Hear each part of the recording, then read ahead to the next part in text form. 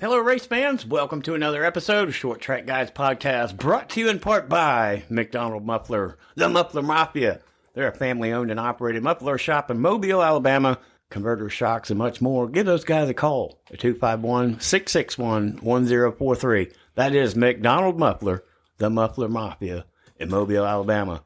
I'm your host, Thomas Faddish, alongside two other Short Track guys in the studio tonight. As always, Jim Pokrant, driver of the 07 Can'tQuitFishing.com sportsman and 2021 sportsman champion, and Ted Baber of Ted Baber Video Productions. What's up, guys? How you doing? What's up?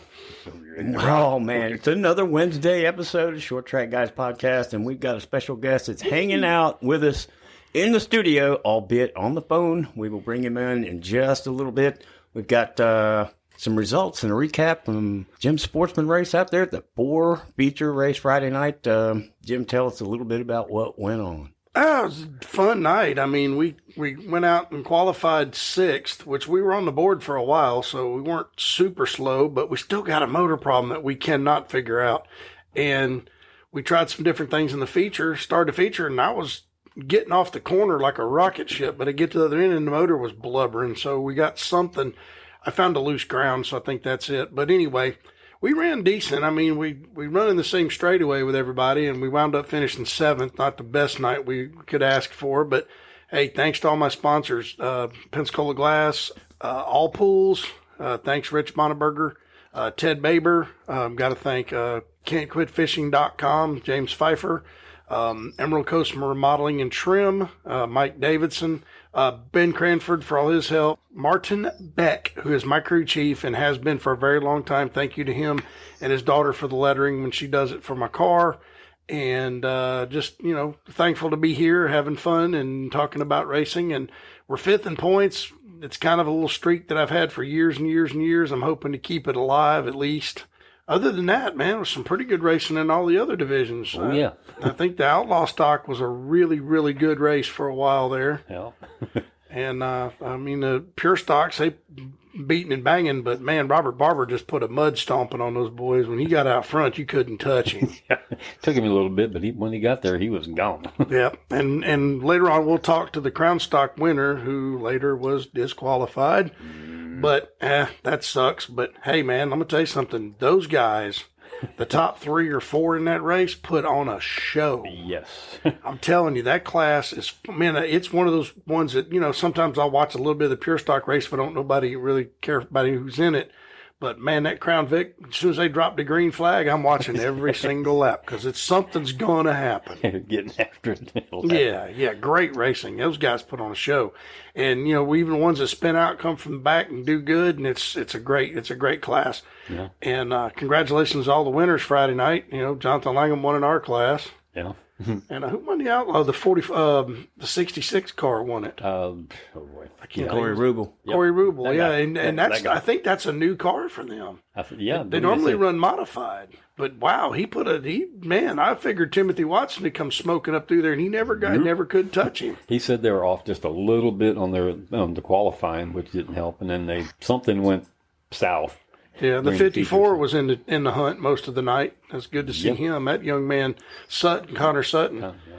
I mean, some good racing all around the other night. If you didn't like that, then, I don't know what to tell you. That's what I'm saying. Even Augie Grill was in the Outlaw Stock race. That was pretty cool for Augie coming in. And we'll bring up Mobile later because this Saturday night's the opening to Mobile. But Augie Grill is signed up for the Pro Late Model race. That'll be fun to watch. Yeah, so, I mean, that's pretty big. We're planning on taking the sportsmen over there and running with their street stocks or whatever they call them now, because they're sportsmen over there. They're going to run a few different cars. You're going to listen to Montgomery cars come down from what I understand. So we're going to go over to have some fun. I want to thank Alan Alexander from Texas. He's buying us 2 tires to come over, so why wouldn't I go, We'll just go over and have some fun and see what happens. Yeah, do you think 40 points is enough and 2 races left for the season to get a podium finish? It's probably over. I mean, you'd have to DQ at least 3 cars for us to get there. And it's not impossible, but highly unlikely. Yeah. But, we have a top 5 streak. We've had one for years, and, it's kind of cool if we can get it and keep it going. Yeah. At least one more year. We'll see what happens next year because I don't know what the rules changes are going to be, but we'll see. I may have to drag the old Chevelle out of the backyard and go run it instead of my metric car. So we'll see what happens. But it's going to be interesting. Like I said, and racing's really good. Y'all come out and support your local short tracks. It doesn't matter where it is. Just get out there and watch. Yeah, absolutely. Buy a ticket, but bring some friends. Sit in stands, drink a beer, have a hot dog, do something. That's what I'm saying. People say, "Oh, this sucks." That's like, no, it don't. Get out there and watch some cars go around. It didn't matter to me when I was young that I just want to see some cars go around a racetrack. Well, you can go to Mobile and maybe get that first checkered flag. Maybe not locally here at Five Flags, but in Mobile, you could get that first checkered flag of the year and just kind of say, you know what, that's what was meant to be. Well, kudos to Eddie Shoemaker and his bunch. There's going to be a full card of race cars. He's getting everything together. The first night everybody needs to just chill. Yeah. There's going to be some mistakes made. I've gotten people on Facebook that I ain't going back over because of Gina. We're sad to see Gina go. We really are. But, things change. If she couldn't run it, then somebody's got to get in there and open it up and get it running. Eddie Shoemaker has the money, and I'm going to stand behind Eddie and see where it goes. I hate to see it get shut down just because it wasn't used. That would just be another heartbreak we don't need. No, and it could happen very easily. It doesn't take much to somebody come in there and buy that property for a subdivision, and it's done. Right. And that's, look at all the housing projects that are encroaching where we race. Yes. That's scary. Very. Well, we look forward to having a lot of people there, and a report coming back that they sold out what we're going to get into right here at the 44th Slinger Nationals up there at Slinger Super Speedway. Man. What a show. Yes. A lineup nonetheless, and then some of them in the last chance race. So what does that list look like? It was huge, including Bubba Pollard, who didn't make the show. Yeah, what's up with that? I didn't even want to know. watch the race after that. Come on, man. Our boy wasn't in there. Well, it's very unusual for that to happen. It is. Something must have happened. I have to check his fan page out and see if they have an explanation. Something went wrong, no doubt. But it looked like it was going to be Luke Fenhouse's night. He led over half of the race, but when it was all over with and it was all said and done, the Timinator did it again. Ty Majeski. He passed what I understand is a late restart, and he got him on the outside. And, it was like 4 laps to go. Oh, that sucks. That stinks when you lead a whole race like that thinking, I got this, and then some egghead back in the field does something stupid, and you end up, doing something that he shouldn't have been doing in the first place, and it cost you the win. But, hey, Ty Majeski's there, son. He's one of the best. He's kind of a local. Both of those guys are local to that track, so, it could have gone either way. I mean, the rundown, the people that they had to outrun to get there was just amazing. Just look at this. The finishing order is Majeski, obviously. Fenhouse, we talked about them. Derek Thorne, third. Not shabby. In Schaefer's car. Yeah. John DeAngelis, Austin Nason. That was the top 5. The first NASCAR guy to show up was Chase Elliott in 6th. Good. The NASCAR guys aren't having any luck in late models this year. Everybody stepped up their game. Yeah. Steve Appel, and the last car on the lead lap in 8th place, for crying out loud, was Levon Van de Geest. Then 1 lap down, this list is pretty impressive too. Brad Mueller, William Byron, Eric Jones, Stephen Nassy, for crying out loud, Gio Ruggiero, and Jacob Notstadt, Derek Kraus, and Dennis Prunty were the last cars 1 lap down. And then we come up with the Minnesota Missile, William Sawalish, was 2 laps down. And then Rich Locke, Grant Griesbach, Alex Prunty, Johnny Sauter, and Matt Kenseth, that they were 21st and 22nd. Well, Sawalich had to come out of the last chance race, too. Yeah. Eric Jones. The last chance race. What the crud was up with that? And it was Connor Jones, Conrad Morgan, Brad Keith, R.J. Braun, and Ryan DiStefano finished out the finishing order for that race. It was an incredible race, and the stout field was just amazing.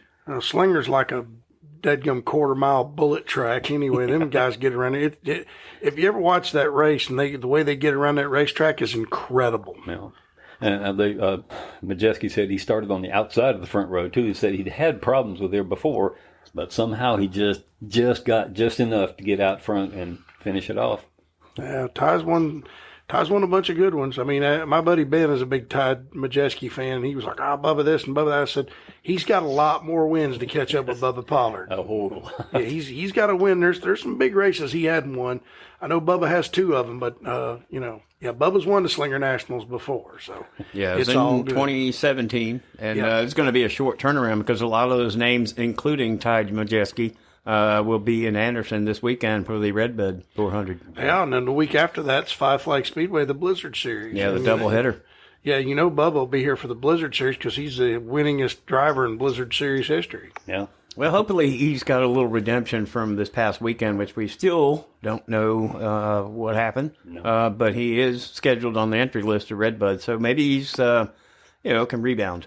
Yeah, maybe so. He'll probably show up. I mean, you just never keep that man down. He'll figure something out. Yeah. Well, it's going to be the Eldora Million, which starts tonight. And I know it's rare that races like that go on as we do our Wednesday podcast. But I think this is a couple of them in the row, maybe in the last month that's happened as we were recording. We won't have any results until the following week. Exactly. But they are racing in, Rossburg, Ohio, at Eldora, Tony Stewart's Speedway. It's a half-mile clay over high bank. The likes of, get this, Kyle Larson, maybe, I've heard Casey Kane, Brad Sweet, Rico Abreu, Tyler Courtney, and Donnie Schatz. Lance Deweese, just a few. And I do want to give a shout out to Henry Edward and Connor Morrell. They are from Florida. And Dave Gravel. He'll be. I think he'll be there. I didn't see him on the list, but he may be a late entry. But anyway, I think he would show up for $1 million. That dude's pretty tough too. And what about Jack Haltonshield and all those guys? I mean, there's probably a bunch more coming. It's $1 million, and they've all run Eldora before, so they're going to put on a show. If they do show up in their late entries, but, give a shout out to them too because they are Florida boys. Yes. So that's going to happen starting tonight with their heat races. They'll do a B and an A main, and then the big $1 million, $2,023 to pay 50-lap shootout tomorrow night at Eldora. So we'll have results and some highlights of that hopefully next Wednesday night in our podcast. And that got the Crown Vic Spotlight Driver of the Week coming on, and Jim is going to bring him like no other person can. Well, this gentleman has also won a feature Saturday night over at Sunny South Raceway in his little Pro Challenge truck, which he dominated. He's run in outlaw stock. The dude's got a heck of a lot of talent, and he runs the number 9 car, in the Crown stock class at Five Flags. And the reason we're calling this, just to clarify everything for everybody, we're calling it the Crown Vic because there's all kinds of other Crown Vic classes. We don't want to limit it to just Five Flags. We want to expand and go to op and the dirt guys that run and everything. But this gentleman right here, I've known him a long time. I've known his dad forever. I mean, and just been around racing forever. Mr. Dave Nolan, welcome to the show, man. Thank you guys for having me. Awesome deal, man. So tell us, man, how did you start driving? Now what did you start racing in? We started off at a young age. I think I was 10 in goat karts over at Pensacola Kart Raceway off of Old Corey Field Road. No, well, cool deal. Well, how'd you get into full size stock cars? I know your dad, man. I've raced against your dad in the senior champs a couple of times. I suck at go karts, so I'm just going to tell you I was terrible that night, but. Yeah, I've known your dad a long time, man. He's been around racing forever. Yeah, Dad used to help people as far as I can remember. Back when we lived in Virginia, helped a little team that was running stock cars out there. And we run through the go-kart scene, about every class you could run in karts, and I still wanted to go faster, so we stuck with dirt, moved to sprint cars, ran the mini sprint series for a year, and then got tired of cleaning race cars every weekend, it seemed like, and moved off to some asphalt racing and got into that Pro Challenge truck and ran their national series for a year or two, and then still wanted to keep going faster and wanted to run a little closer to home too, and found out the next best class was we called them super stocks back then. I think it's now the outlaw class, and ran it for a couple of years. Then I went to school, so quit racing as much. And my brother took over the outlaw car and did pretty good in it, actually. Podiumed a couple times out there, racing against Bubba and all them. And then after I got out of school, I was ready to go back to racing and got a job that didn't require me to work weekends anymore. Took a step back in the trucks again, and we're pretty dominant. Won 11 races last year and narrowly missed the championship. And we're actually on track to win the championship this year in it. Man, that's a story trying to get into this Crown Stock class. Ended up having both trucks get sold, and my boss was wanting to sponsor a car, and he's like, well, let's go find another car to race that's out here. And he used to own a Crown Vic, so we decided on the Crown Vic class and bought one, put a seat in the battery box in it, won the first race out. Yeah, you wheeled that thing that night. That was incredible, dude. That was awesome. Well, you would have 2 in a row or 2 wins, but yeah, something. Yeah, they kind of caught you with a little something. If you want to talk about it, we'll talk about it. But if you don't, I understand. Oh, it was you know how it works. Chasing that gray area. If you're not trying to get faster, the guy next to you is, and it's real easy to get left in the back. So we tried to poke in the rules a little bit, and it worked out for us some, and didn't work out for us in other ways. But we were just trying some things, doing what we can, and they didn't like it all that much. So that's where we're at. I hear you. Well, man, so how do you like this Crown Stock class? I mean, it looks to me like it's a heck of a lot of fun driving one of those cars, and I really want to get in one of them and make some laps with you guys. I think to me, that looks like a blast. Yeah, they're a lot of fun. I drove Sarah's. I think it's her Sportsman. I drove it once in Mobile, and I liken it a lot to the Crown Stock to that a lot. You can tell the cars are heavy. There's a lot of chassis roll in them. And I was very surprised the first time out. I thought that they were going to drive like dump trucks. And it's strange when you get out there and you haul that 3,000-pound car off in the corner, it's actually loose. Mm-hmm. So that was a pleasant surprise for me, because I don't like driving those tight race cars too much. And they ended up being loose, and they're real heavy on the controls. It's nice having power steering again. And they drive a lot like a dirt car on asphalt. It seems like they're real loose tendency, but it seems like I can put it just about anywhere we need to. That high line works for us real well. You just got to maintain that momentum. And we've made the outside work several times. I enjoy the choose cone. It's a good way, especially with starting us in the back like that. If we can, after winning the week before, it gives us a chance to make some big power moves if we can end up with a caution. Yeah, I wasn't a big advocate of that, but for 2 races in a row, that choose cone got me a good finish, because everybody went to the bottom. One night we were running, I think it was the Sportsman Spectacular, and I dropped back to like 7th, and everybody went to the bottom. I drove all the way back up to 4th, and I finished 5th. And everybody's like, that's not fair. I'm like, the rule says inside or outside. If you choose the bottom, that's where you're stuck. So they didn't quite get that. But, yeah, I tell you, man, when you talk about loose, Tommy Lowry had that thing hung out, didn't he? Yeah, I don't know how he managed to do it. I watched the handling of that car go away for 2 or 3 laps, and we were slowly edging him every lap. We were getting a little closer and a little closer and a little closer. And we all figured it was the right rear that was coming apart on it, which would make sense by what you were seeing. But I think the right front was actually what kind of gave up on him. Yeah. And that was the strangest thing for us to see. But, I was trying not to run him over when we finally caught up to him, and I waited out. And luckily, they made a little mistake going into 3, and it gave us our little window. And once I took it, I knew that Ryan was back there, and I had to go if I was going to go. Yeah, that Brian Blake, he was on here last week, and I'm going to tell you something. He has come on as a driver, and the thing about it is those cars teach you. I think you could easily get into a Sportsman and probably do pretty good, because those big old cars teach you car control. These rookies, these guys that haven't raced, you've raced, so you know what it's like. But, I mean, for somebody like Ryan Blake, once he learns good car control, that Crown Vic, he's got to be able to climb in any other car and do pretty well, I would think. Yes, sir. It's real similar to the Legend Car Series 2. They got that short wheelbase, and I see it a lot as a stepping stone to late models, because it gives you that car control, especially if you don't come from dirt. dirt racing will show you car control very, very fast, and it will humble you very quickly. And these crown stocks are a lot the same. You know, the back ends like to slide around in them, so it shows you're going to have to really wheel and deal a car, and it does help a lot. It will help you if you plan on moving to something on a lot softer tire that's going to have a little bit more control out of it. It's going to show you how to keep the car underneath you. Well, I hope that they keep the rules on those cars. I hate to see what happened to you, but I know you're pushing the gray area, and everybody does. But I really hope they keep those cars under control, because they've let a couple of classes out there get way out there again, and because that class was going to continue to grow and get bigger and bigger, and you're going to have more and more cars and more guys with a shot at the win, and it's going to really make it great. And I really am a big fan. I've been saying for 3 years on this podcast that we need a Crown Vic class because they're so cheap.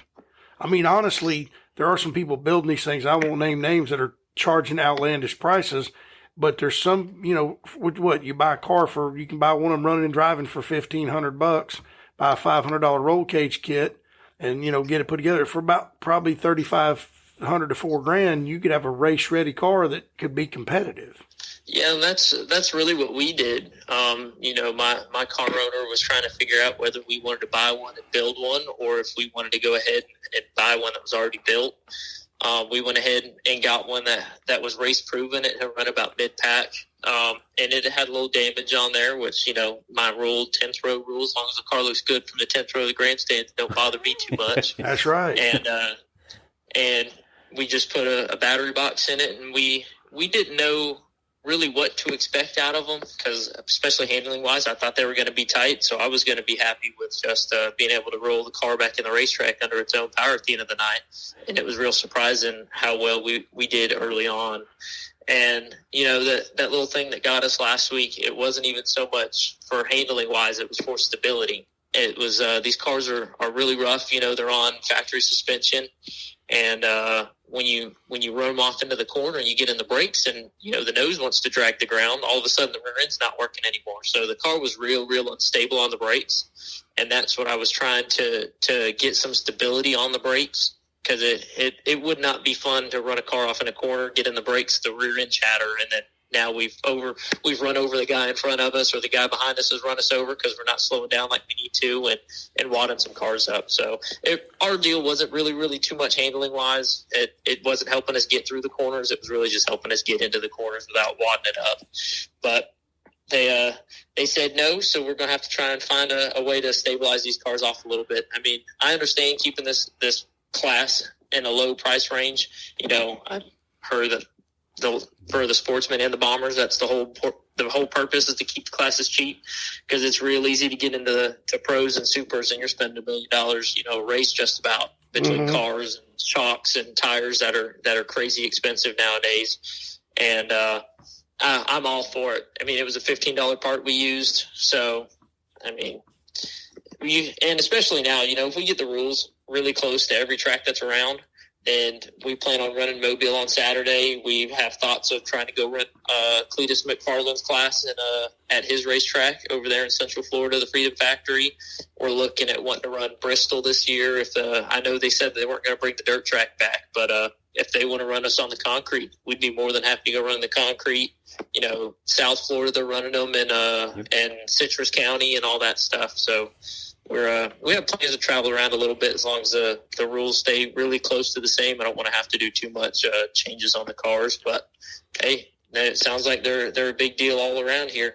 Yeah, like I said, that's a class I've been saying for years and years we need, because we don't have a beginner class. We really don't. And, you know, you got to have something cheap for people that work for a living to start racing. I mean, I'm blessed because I have some decent sponsors, and, you know, don't have any children or any responsibilities other than, you know, keeping a roof over my head and lights and something to drive. But, yeah, it's rough, man. And that's a great class, and you're doing a great job, man. And I hope you continue your winning ways, man. Cause like I said, your family, I've known them a long time, man. And y'all are all good people. And let me know, give me a holler, whenever y'all head over to Mobile. Let's pit near one another. That way we can help each other out if we need. Yes, sir. You know, we'll always make a make an effort to come out and see how y'all are doing and help y'all out in any way we can. And our sponsors are a big help here too. This is the first time I've driven for a car owner that wasn't my dad or my mom. So East Hill Pizzas helped us a lot, and Zoltak Racing over there. He owns the flight school over here in Pensacola, and the sign shop in Pensacola. It's decked our car out. And H&H Realty, they've helped us a lot this year, and we're hoping to add more hardware to their facilities. Cool deal, man. Well, anything else you guys got? No, I just wanted to ask how he feels about having to deal with lap traffic, because I know sometimes it can get a little scary out there, no doubt. Man, that's a big thing that we seen in this class the first night when we set our lap times out and realized that we were really fast. There's guys that up front, the front half of the pack, we're all within a couple tenths of each other, and then you've got your newer guys in the back, which I all four, car counts, and they seem to be holding their lines really, really well. I know they're trying to fix this whole mirror deal out and the rules that said we can only have, the factory rear view mirror in it. And I had a problem with that from the first time I'd seen the rules. I was like, man, we have to have these inside mirrors, because if we don't, then nobody's going to see us, entering in the corners. And it kind of bit us last race. We got run over in the heat race, and it broke a lower inner control arm or inner tie rod end. And then we got tangled up in the feature race in about the same fashion. And I voiced my opinion. We needed some at least an inside mirror on the left hand side to try and get that going. And the back half of the field, we're anywhere from a couple tenths faster than them to close to half a second. But a lot of these guys have really, really shown that they can hold their cars, which is nice. These cars, they run really well on the outside line when we have to. So it's all about judging that closure rate. And a lot of these guys are really showing that they can handle these cars. So it's not near as scary, now as it was the first race, wondering how people are going to be, everyone's going to be spread out across the track. Yeah, I noticed that, but I always tell rookies, and there was a guy pitted next to us, you couldn't even hear his car running. He still had the stock exhaust on it.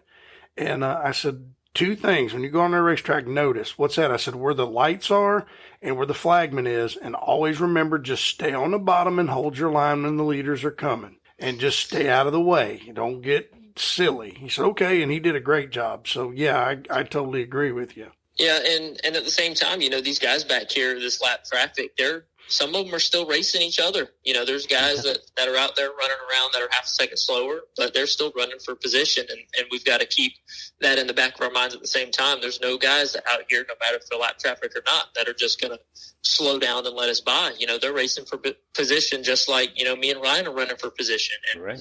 Sometimes this lap traffic, it'll help us out, and sometimes it hurts us, but you also got to think about it. They're running for position just like we are. That's a good attitude, man. I like that. Yeah. I like that a lot.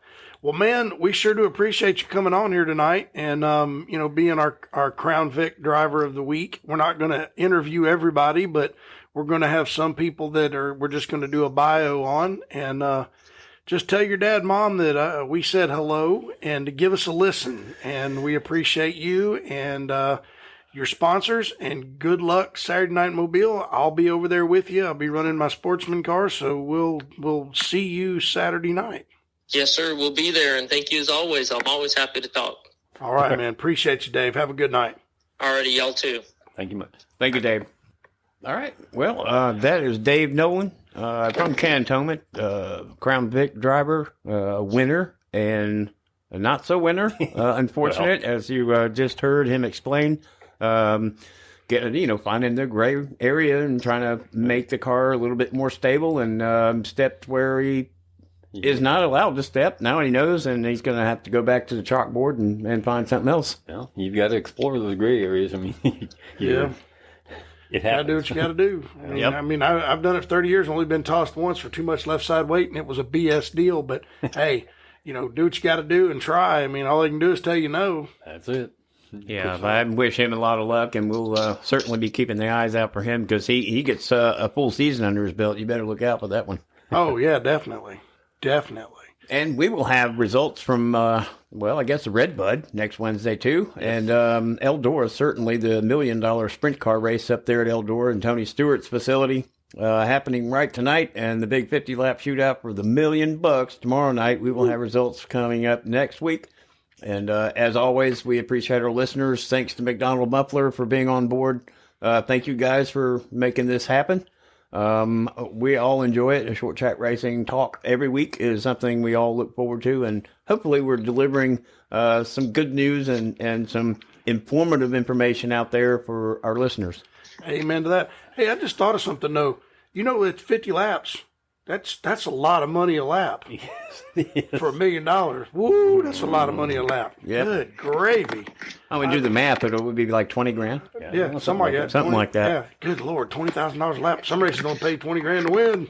That's awesome. Well, guys, it's been fun. And well, how we want to do this week? Oh, well, let's go this way, that way, that way. Okay. Okay. I'll do 1, 2, 3. let's go, Brandon. Good night, everybody. Be strong, America. Thanks for listening.